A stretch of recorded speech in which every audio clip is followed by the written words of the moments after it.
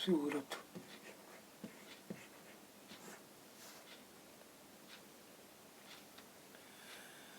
सूरत मुगल काल में कैम्बे, आज के खंभात और कुछ समय बाद के अहमदाबाद के साथ साथ गुजरात में पश्चिमी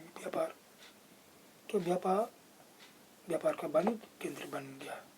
सूरत ओरमुज की खाड़ी से होकर पश्चिमी एशिया के साथ व्यापार करने के लिए मुख्य द्वार था।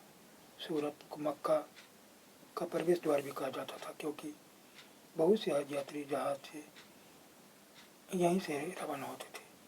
सूरत एक सर्वदेशीय नगर था, जहाँ सभी जाति और धर्मों के लोग रहते थे। 17वीं शताब्दी में वहाँ पुर्तगालियों, डच और अंग्रेजों के कारखाने और माल गोदाम थे। प्रसिद्ध इतिहासकार ओबिंगटन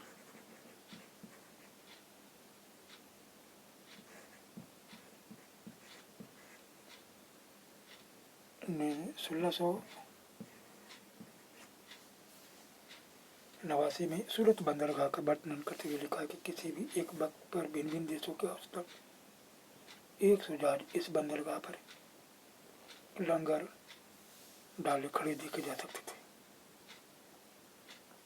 सूरत में ऐसी अनेक दुकानें थी जो सूती कपड़ा, थोक और फुटकर कीमतों पर बेचती थी।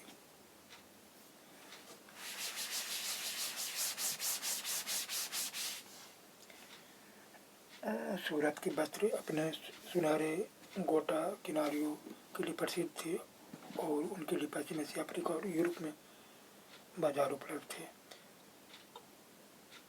राज्य ने विश्व के सभी भागों से नगर में आने वाले लोगों की आवश्यकताओं को पूरा करने के लिए अनेक विश्राम गृह बना रखे थे। वहाँ भवन और अनेक मनोरंजक स्थल थे। सूरत में काठियावाड़ी सेठों तथा महाजनों की बड़ी बड़ी साहूकारी कंपनियां थी। सूरत से जारी की गई हुंडियों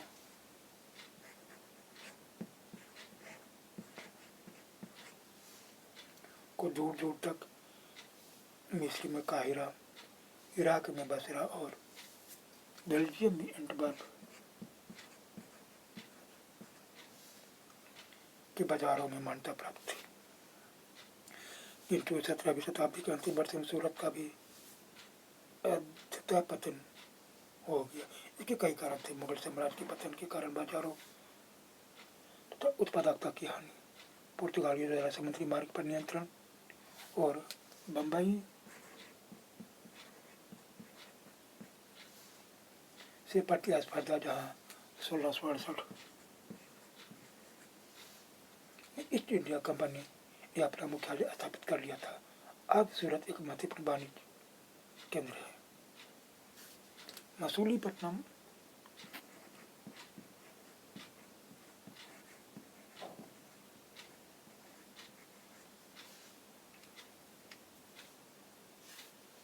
या मछलीपट्टनम नगर कृष्णा नदी के डेल्टा पर स्थित है।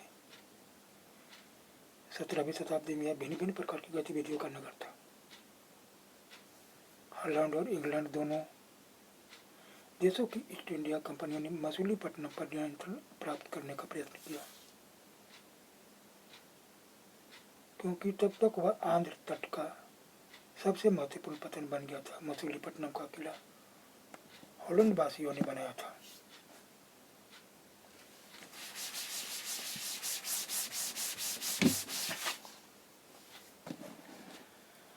गोलकुंडा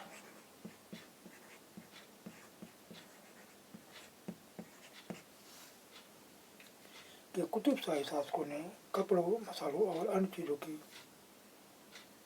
बिक्री पर शाही एकाधिकार लागू किया, जिससे कि वहाँ के का व्यापार पूरी तरह ईस्ट इंडिया कंपनी के हाथों में न चला जाए। विभिन्न व्यापारी समूहों, गोलकुंडा के कुलीन वर्गों, फारसी सौदागरों, तेलुगु कोमटी, चेट्टियार और यूरोपीय व्यापारियों ने नगर को घनी आबादी वाला और समृद्धिशाली बना दिया। जब मुगलों ने गोलकुंडा तक अपनी शक्ति बढ़ा ली तो उनके प्रतिनिधि सूबेदार मीर जुमला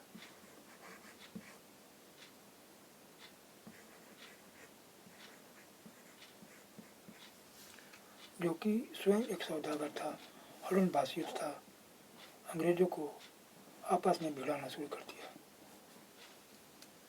1686-87 में मुगल बादशाह औरंगजेब ने गोलकुंडा को मुगल साम्राज्य में मिला लिया। अब यूरोपीय कंपनियों के सामने अन्य विकल्प ढूंढने की समस्या आ खड़ी हुई। कंपनी की नई नीति के अंतर्गत केवल इतना ही पर्याप्त नहीं था कि पतन भीतरी प्रदेश के उत्पादन केंद्रों के साथ संबंध बनाए रखे, बल्कि इस बात की भी आवश्यकता महसूस की गई कि कंपनी के नए केंद्र एक साथ राजनीतिक, प्रशासनिक, वाणिज्यिक भूमिका भी अदा करें। जब कंपनी के व्यापारी बम्बई, कलकत्ता और मद्रास चले गए, तब मछलीपट्टनम अपने व्यापार और समृद्धि दोनों ही खो बैठा और 18वीं शताब्दी के दौरान उसका अंध पतन हो गया और आज वह छोटे से जीर्ण शीर्ण नगर से अधिक कुछ नहीं।